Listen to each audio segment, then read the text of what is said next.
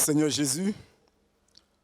Nous sommes là ce soir de ce jeudi à cause de l'amour que les pasteurs ont pour vous, peuple de Dieu. Ils ont bien voulu que votre foi soit entretenue en permettant que des messages soient prêchés maintenant les jeudis. À cet effet, l'occasion m'est donnée en ce jour de prendre la parole. Alors nous voulons dire merci aux différents pasteurs qui nous donnent cette occasion.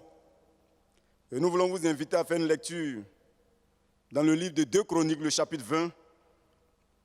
Nous allons lire quelques versets dans ce chapitre, compte tenu du temps. Sinon, nous pourrons lire tout le chapitre. Et nous vous encourageons à le faire dans vos différentes demeures. 2 Chroniques, le chapitre 20. Nous lirons les versets 1er au verset 5. Ensuite, nous lirons le verset 12 et le verset 17. Je fais la lecture. 2 Chroniques, chapitre 20, verset 1er. Après cela, les fils de Moab et les fils d'Ammon, avec eux ceux des Maonites, marchèrent contre Josaphat pour lui faire la guerre. On vint en informer Josaphat en disant « Une multitude nombreuse s'avance contre toi, depuis l'autre côté de la mer, depuis la Syrie, et ils sont à Hatsasson, Tamar qui est à En-Gedi. » Dans sa frayeur, Josaphat se disposa à chercher l'Éternel, et il publia un jeûne pour tout Juda.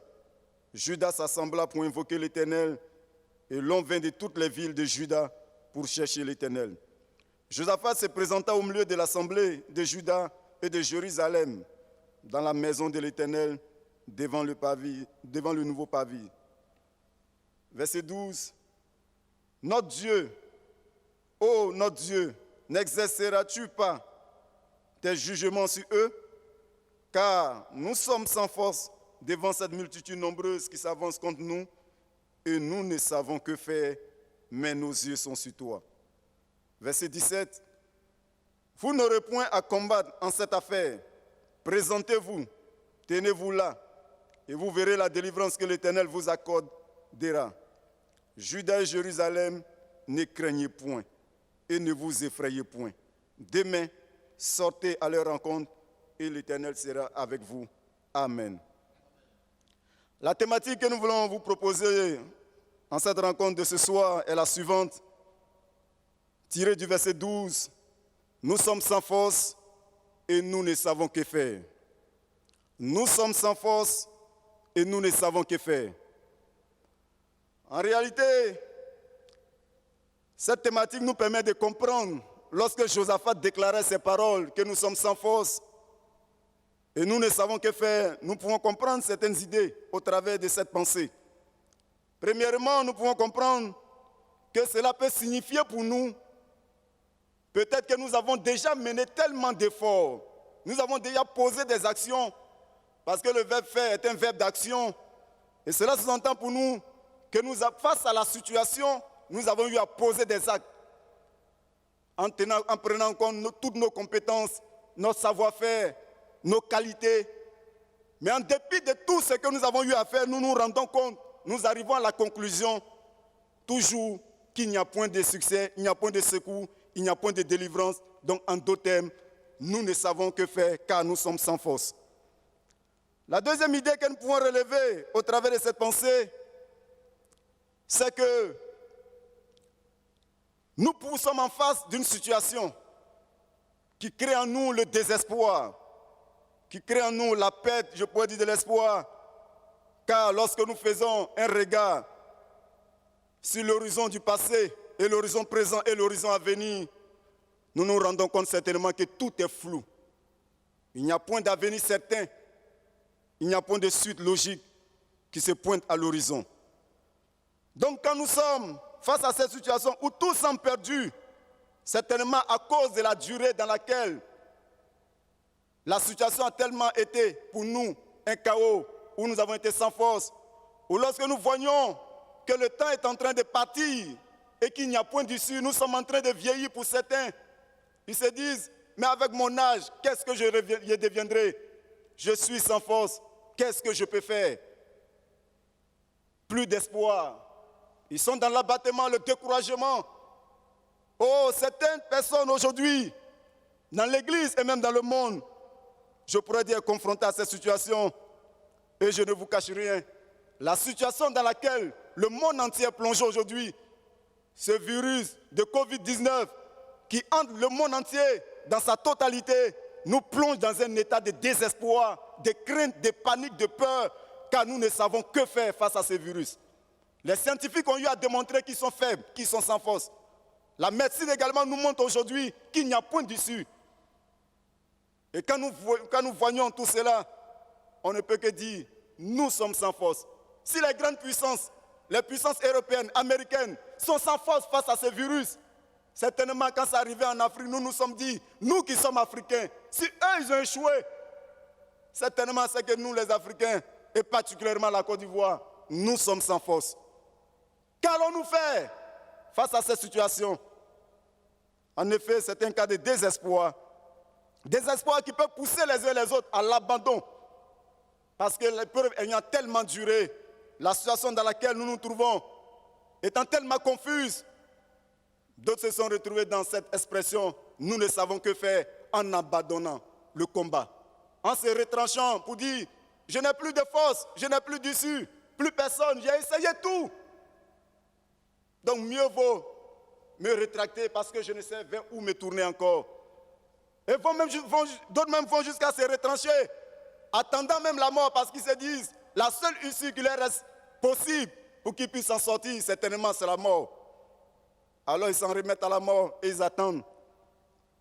Bien-aimés, lorsque nous disons que nous sommes sans force et nous ne savons que faire, il y a une autre idée également qui ressort. Et cette idée est la suivante, c'est l'impossibilité et l'incapacité de l'homme à trouver des solutions face aux problèmes auxquels il est confronté. L'impossibilité et l'incapacité de l'homme à trouver une réponse, un secours, une délivrance face à la situation dans laquelle il se trouve. C'est ce que nous voulons dire quand nous disons que nous sommes sans force et que nous ne savons que faire. Nous sommes en train de dire, comme Josaphat, nous sommes incapables face à l'ennemi qui est en face de nous. Nous sommes incapables face à la situation que nous vivons dans les familles. Nous sommes incapables face à la situation à laquelle le monde est confronté. Nous n'avons pas de solution. Ça a été le cri de cœur de Josaphat à l'Éternel face à cette menace. Le texte que nous avons lu, l'auteur met en relief ici l'incapacité humaine face à certaines situations et je dirais également la toute suffisance et capacité de Dieu à délivrer, à sauver, à secourir. Parce que lorsque Josaphat a dit nous sommes sans force et nous ne savons que faire, il déclarera ceci, mais nos yeux sont sur toi. Et le verset 17 dira ceci, l'Éternel parlant, vous n'aurez point à combattre en cette affaire. Et en effet, Dieu a combattu pour son peuple. Dieu a combattu pour son peuple et il a apporté la délivrance, il a apporté le secours. Il a libéré son peuple face à cette oppression de l'ennemi. Nous aussi, nous voulons dire, là où l'homme est incapable, là où l'homme n'a pas de réponse, là où l'homme n'a pas d'issue, de solution, Dieu en a des solutions. Dieu a la réponse. Là où l'homme échoue, Dieu n'échoue pas. Là où l'homme ne peut s'en sortir, Dieu peut l'en sortir. Là où une famille ne peut s'en sortir face à la situation à laquelle elle est confrontée, Dieu peut l'en sortir. Là où l'Église est confrontée à des problèmes, Dieu peut apporter la réponse. Bien-aimé, Dieu est notre seul espoir. Dieu est notre seule solution face à tout ce que l'humanité peut connaître comme difficulté, comme épreuve sur la terre. En effet, le texte lu nous relate dans les premiers versets, à partir du verset 2 précisément, ce qui s'est réellement passé. Il a dit qu'au verset 2, on vint en informer Josaphat. Josaphat, après avoir passé, comme le verset 1 le dit, après cela. Mais qu'est-ce qui était après cela? Qu'est-ce qui a été avant plutôt? Josaphat, lorsqu'il a été admis comme roi d'Israël à l'âge de 35 ans, lorsqu'il a remplacé son père Asa, il a dit que Josaphat aura recours à l'Éternel. Son cœur va s'attacher à Dieu. Il va progresser dans les voies de Dieu.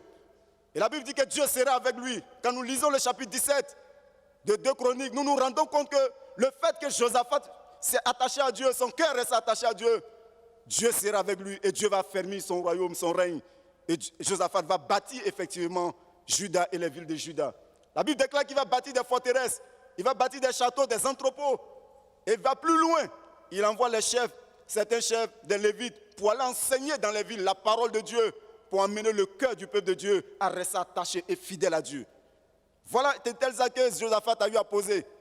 Josaphat même va contracter une alliance militaire avec Akab, qui était en son temps roi d'Israël. Il va encore plus loin même.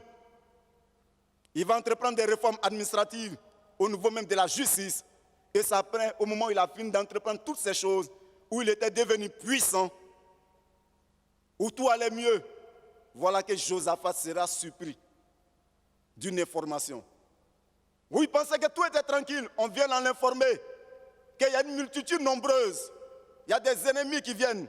Et cette multitude nombreuse était composée des descendants des fils de Lot, Ammon et Moab, et d'Ésaü et d'Om.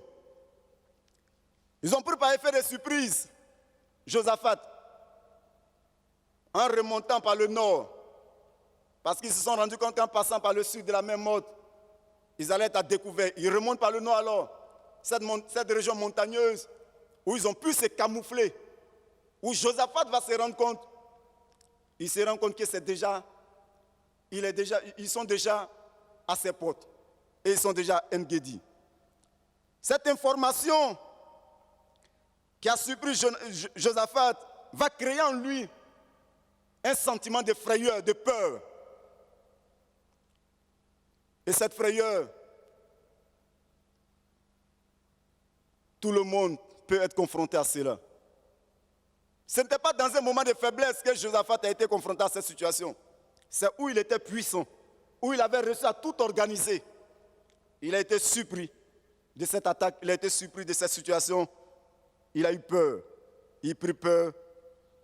Et cela va engendrer plusieurs situations dans la vie de Josaphat.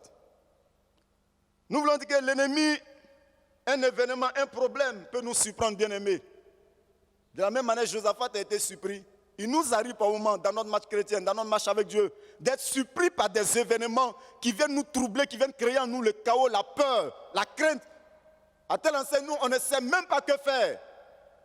Ce fut le cas de Josaphat. Alors nous sommes donc interpellés en tant qu'enfants de Dieu à rester vigilants. Vigilants parce que la surprise peut venir d'un moment à l'autre. Au moment où nous sommes en train de nous reposer, certainement de nos victoires, nous reposer de nos conquêtes, de nos différentes réformes que nous avons pu entreprendre, l'ennemi peut nous surprendre. C'est pour cela que la Bible ne cesse d'interpeller l'enfant de Dieu à rester vigilant. 1 Pierre 5, verset 8 nous le dit, soyez sobres, veillez, votre adversaire le diable rôde comme un lion rugissant, cherchant qui il dévorera. Ensuite, le texte nous montre que l'information que Josaphat a eue aura deux conséquences. La frayeur, comme je le disais tantôt, mais cette frayeur, il faut comprendre la position de Josaphat. Bien qu'étant puissant, les historiens nous disent que l'armée qui était en face, qui venait, cette coalition de ces trois peuples, était environ 2 500 000 soldats. Pendant ce temps, lui, il n'en comptait que 1 060 000 soldats. Quelle sera la force de frappe d'1 million de soldats face à 2 500 000 soldats? Quand Josaphat voit toutes ces multitudes nombreuses, c'est normal qu'ils prennent peur. Quand nous voyons par moment la taille de l'adversaire, la taille de l'épreuve, la taille de l'ennemi qui est en face de nous, cela crée par moment nous la panique, la peur. Il nous arrive par moment que ces choses, nous les vivons dans nos maisons, dans nos entreprises, dans nos activités. Aujourd'hui, lorsque nous voyons la menace de ce virus, la peur est dans les familles, la peur est dans les cœurs. L'inquiétude, aujourd'hui, a gagné le cœur des enfants de Dieu. Il n'y a plus de paix, il n'y a plus de sérénité. Quand nous voyons la taille de l'adversaire. L'autre élément également qui a entraîné cette peur, ils se sont organisés, ils se sont préparés pour venir combattre. Pendant ce temps, lui, il était assis, il ne s'est pas préparé. Celui qui s'est préparé et puis celui qui ne s'est pas préparé, quand tu vois que ton adversaire s'est préparé, ça ne peut pas te laisser tranquille. Voilà toutes ces choses qui ont eu à créer la peur dans le cœur de Josaphat. Mais lorsque cette peur va être créée dans le cœur de Josaphat, comme de la même manière, frères et sœurs bien-aimés, nous vivons des choses en plus de cette période de pandémie de Covid-19, nous vivons des choses dans nos familles, dans nos maisons, personnellement, individuellement pris, qui créent en nous la peur, la frayeur. Oh, lorsque les étudiants, après certaines formations, connaissant la situation de notre pays, un lendemain incertain, un avenir incertain, certainement, ils sont dans une attitude de peur, de crainte. Ils se demandent, est-ce que je pourrais avoir du travail? Lorsqu'une sœur, certainement, en train d'avancer en âge, elle se rend compte qu'elle n'est pas encore fiancée, mariée. Cette peur, cette crainte est à son niveau également. Elle se pose la question, est-ce que je pourrais me marier?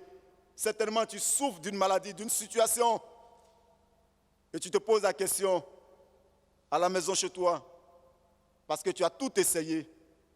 Est-ce que je pourrais avoir la guérison? Mais lorsque nous sommes pris de peur, nous pouvons nous orienter de diverses manières. Certains se tournent vers des féticheurs pour chercher la solution, l'espoir. Certains se tournent vers la science. Certains se tournent vers l'être humain, leur prochain, pour chercher secours et délivrance. Mais je voudrais encourager le peuple de Dieu que nous sommes à adopter l'attitude de Josaphat. Ce n'est pas un péché d'avoir peur de l'ennemi, mais c'est reconnaître son état. Et si l'ennemi, si l'adversité, la situation nous dépasse, bien-aimés, et que nous avons peur, il est important d'adopter l'attitude de Josaphat. Il est dit au verset 2, au verset 3 et 4, dans sa frayeur, il se disposa à chercher l'Éternel. Dans sa frayeur, il n'a pas cherché à mettre une organisation en place pour répliquer, pour contre-attaquer. Non. Il a dit que dans sa frayeur, il se disposa à chercher Dieu d'abord. À chercher la solution auprès de Dieu et non auprès des hommes. Frères et sœurs, quand nous sommes pris de peur, quand nous sommes dans la crainte face à une situation, que faisons-nous? Est-ce que nous nous disposons à chercher Dieu premièrement? Ou bien nous nous disposons à chercher la solution ailleurs? Que chacun réponde à cette question. Mais il est important que nous puissions suivre le modèle de Josaphat. C'est un modèle qui nous montre qu'en suivant Dieu, en cherchant Dieu, nous avons toujours la réponse. Dieu apporte toujours le secours. Il s'est disposé à chercher l'Éternel. Il va publier un jeûne pour tout Juda. Non seulement lui, mais il amène tout le peuple sur lequel il est établi à chercher Dieu. Et ensuite, face à ce rassemblement de ce peuple, quand il sera au milieu de ce peuple, il va donc adresser une prière à Dieu. Bien-aimés, lorsque nous sommes confrontés à des problèmes qui nous dépassent et nous ne savons que faire, l'attitude à adopter, c'est de chercher Dieu. Quand tu as tout essayé et que tu ne sais plus que faire, quand tu es envahi par l'ennemi, par l'adversaire et tu ne sais plus que faire, quand tu es envahi par des problèmes financiers et tu ne sais plus que faire, oh, quand tu regardes la situation de tes enfants qui ont dérouté, qui sont en train de vivre dans la débauche, la drogue, l'immoralité, et tu ne sais plus que faire après avoir donné toutes sortes de conseils, bien-aimés, disposons-nous à chercher Dieu. C'est en cherchant Dieu dans la prière que Dieu répond. C'est en cherchant Dieu dans la prière, en fixant les yeux sur lui comme Josaphat, Dieu répond. Mais le contenu de la prière de Josaphat est remarquable. Et cela pourrait nous inspirer véritablement à chercher le Seigneur. Plusieurs éléments peuvent être relevés dans le contenu de sa prière, mais je voudrais mettre l'accent sur deux éléments. Le premier élément, c'est surtout au verset 6, en rapport avec la souveraineté de Dieu. Lorsque Josaphat va prendre la parole au milieu du peuple, en d'autres circonstances, on aurait bien voulu que quelqu'un d'autre prenne la parole pour dire que nous sommes sans force. Mais c'est le roi du peuple, le roi de Juda, qui déclare devant tout le peuple que nous sommes sans force. Il s'humilie, il reconnaît sa petitesse, il reconnaît son incapacité à faire face à cette situation. Et il s'approche du Seigneur. Je dirais même, si l'humanité aujourd'hui, les chefs d'État, en généralité, avaient compris qu'ils étaient incapables face à ce Covid-19 et avaient tourné les regards vers Dieu, je suis convaincu que Dieu aurait déjà apporté la réponse à cette situation. Josaphat va s'appuyer sur la souveraineté de Dieu. Il va dire au verset 6, l'Éternel Dieu de nos pères, n'es-tu pas Dieu dans les cieux? N'est-ce pas toi qui domines sur toutes les nations, sur tous les royaumes des nations? N'est-ce pas toi qui as en main la force et la puissance à qui nul ne peut résister? Notre Dieu a l'autorité suprême sur les rois et les royaumes. Notre Dieu a l'autorité suprême sur les différentes difficultés auxquelles nous pouvons être confrontés. Notre Dieu a l'autorité suprême sur la maladie. Notre Dieu a l'autorité suprême sur tous les événements et circonstances que nous vivons comme difficultés devant lesquelles nous ne savons que faire. Bien-aimés, regardons à l'autorité suprême de Dieu. Regardons à la souveraineté de Dieu, capable de nous apporter le secours et la délivrance. Quand nous ne savons que faire et que nous nous approchons du Seigneur, regardons à cette souveraineté de Dieu. Rien ne peut lui résister. Rien ne peut lui tenir. Aucune situation, même si elle est humainement impossible, ce que je sais de ce Dieu, de notre Dieu, c'est qu'il est capable de le faire là où les hommes échouent. Et c'est ce qui a amené Josaphat à s'adresser au Seigneur, à chercher le secours vers Dieu, là où il ne savait que faire, là où il ne savait où tourner les regards. Josaphat a tourné les regards vers Dieu parce qu'il savait que c'était le Dieu Tout-Puissant, capable d'apporter la réponse là où lui ne pourra pas. Face aux agissements de toute situation que nous pouvons connaître dans nos différentes familles, là où dans les foyers, il n'y a plus de collaboration, d'entente, et les uns et les autres ne savent que faire. Certainement, ils sont sur le point du divorce parce qu'ils ont tout essayé pour recolmater les brèches.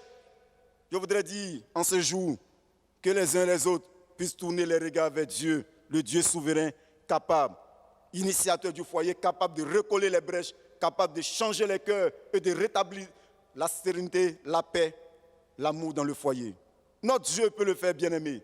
Regardons à sa grandeur, regardons à sa puissance, ne regardons pas à ce que nous vivons comme épreuve.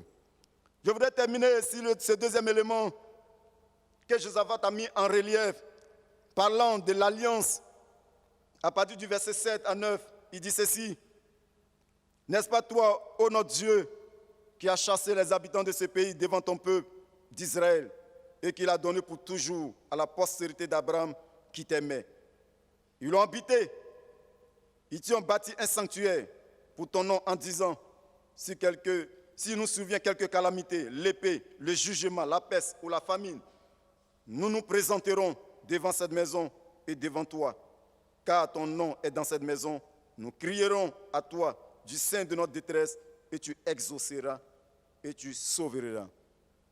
L'alliance que Dieu avait établie avec Abraham, cette alliance qui sera perpétuée par la descendance d'Abraham, à cause de cette alliance, Josaphat va regarder à cette alliance et s'approcher de Dieu. Amener Dieu à se souvenir de cette alliance pour apporter le secours à son peuple. Bien-aimés, Dieu nous a fait la grâce pour nous qui sommes parvenus en ces temps d'avoir part à la nouvelle alliance. L'alliance que Christ a établie pour nous avec son sang, où il est rentré une seule fois dans le lieu très saint, dans le sanctuaire céleste, nous permettant désormais d'avoir accès au trône de la grâce, où nous pouvons nous approcher pour venir chercher secours et miséricorde face à tout ce que nous ne savons que faire. Jésus a établi l'alliance parfaite pour nous aujourd'hui. Et son alliance nous permet d'avoir accès à tout. Alors, cette alliance, à cause de l'alliance du Seigneur, je ne sais pas ce que tu vis, je ne sais pas ce que tu traverses aujourd'hui, bien-aimé. En dehors du Covid-19, auquel tout le monde est confronté, je suis sûr, je suis convaincu d'une chose. Les uns et les autres vivent des situations dans les maisons, des situations de maladie, des situations qui les dépassent, où ils ne savent plus ce que faire. Après avoir tout essayé, lorsqu'ils regardent au jour qu'il leur reste à vivre, quand ils regardent au mois à venir, peut-être même tu as perdu le travail en cette situation de crise et tu ne sais plus que faire. Tu te demandes comment je vais manger la semaine qui arrive. Je suis là ce soir pour dire à chacun d'entre nous, l'alliance que Christ a établie pour nous, son alliance nous permet de venir devant son trône. Sa souveraineté, qui domine sur toutes choses, nous permet de nous approcher de lui et de lever les yeux, d'avoir confiance en lui. Lui, Dieu, il est prêt à combattre pour nous, il est prêt à nous secourir, il est prêt à nous délivrer. Ne menons plus le combat nous-mêmes. Ne cherchons plus à mener, à avoir la victoire de nous-mêmes. Mais laissons-nous en les mains du Seigneur. Bien-aimés, quand nous savons lever les yeux vers le Seigneur, quand nous nous présentons devant lui et que nous levons les yeux vers lui pour chercher secours, là où nous ne savons que faire, Dieu, il nous répond en nous disant, je sais ce que je peux faire, je sais ce que je vais faire. Le dernier mot lui revient. Là où tous sont perdus, où nous ne savons que faire, Jésus sait ce qu'il va faire pour toi, frère, ce qu'il va faire pour toi, sœur. Rien ne lui est impossible. Dieu est prêt à le faire. Et quand lui s'est là pour le faire, il a dit au verset 17, vous n'aurez point à combattre dans cette affaire. Tu n'auras rien à faire dans cette affaire. Mais c'est Dieu lui-même qui sera l'acteur principal, qui va se lever et qui sera en action pour que quelque chose se passe afin que tu aies le secours et que tu sois libéré de cette situation de peur, de crainte dans laquelle tu te trouves actuellement. Dieu est vivant. Il n'a point changé. Le livre des Chroniques a été écrit pour rappeler à cette jeune génération qui était revenue pour la plupart de la déportation, qui n'avait pas connu certaines choses. Le livre a été écrit pour leur rappeler certains événements qui se sont passés. En d'autres termes, je pourrais dire, ça nous est écrit aussi pour nous dire, si nous passons par des situations où nous ne savons que faire, adoptons l'attitude de Josaphat, présentons-nous devant Dieu, levons les yeux vers lui. Lui, il nous apportera le secours, il nous apportera la délivrance. Sur ce, je voudrais t'inviter, bien-aimés, frères et sœurs, à te tenir devant la face du Seigneur là où tu te trouves et à t'approcher du Seigneur. Je ne sais ce que tu vis. Peut-être que c'est par rapport à l'éducation de tes enfants. Peut-être que c'est par rapport à la situation de ton foyer. Peut-être que c'est par rapport à la situation de ton travail. Peut-être que c'est par rapport à la situation de la maladie. Je le sais. Tu ne sais pas que faire. Mais je voudrais te dire que Dieu a la solution ce soir. Alors présentons-lui cette situation et crions au Seigneur. Nous voulons te bénir. Nous voulons te rendre toute la gloire. Toi qui es Dieu et toi qui es fidèle. En vérité, tu es le Dieu souverain. Rien ne peut te résister. Rien ne peut te contenir. Rien n'est égal à ta puissance et à ta fidélité. Nous croyons à ta fidélité, à l'alliance que tu as manifestée pour nous. Mais nous nous présentons, Seigneur, en ce soir au devant de toi, en te disant ceci, que nous vivons des situations où nous sommes arrivés à un point où nous pouvons te dire ce soir, Seigneur, que nous sommes sans force. Les familles sont sans force. Les foyers sont sans force. Les parents sont sans force face à l'éducation de leurs parents, de leurs enfants. Nous vivons des situations, Seigneur, qui nous troublent, qui créent en nous la peur, l'inquiétude, la crainte, Seigneur, l'incertitude. Nous sommes sans force et nous ne savons que faire. Mais Seigneur, nous voulons lever les yeux vers toi ce soir et crier à toi, de sorte que là où mon frère souffrait, malade, Seigneur, ayant parcouru les hôpitaux, ne sachant encore que faire, Seigneur, les yeux sont sur toi pour que tu le guérisses, pour que tu le rétablisses, pour que tu le relèves ce soir. Seigneur, les yeux sont sur toi pour que tu décantes la situation afin que le problème financier soit résolu. Les yeux sont sur toi. C'est toi qui es capable de pourvoir aux besoins des uns et des autres en ces temps difficiles. Nos yeux sont sur toi, Seigneur. Agis afin qu'à toi revienne toute la gloire au nom de Jésus-Christ. Amen.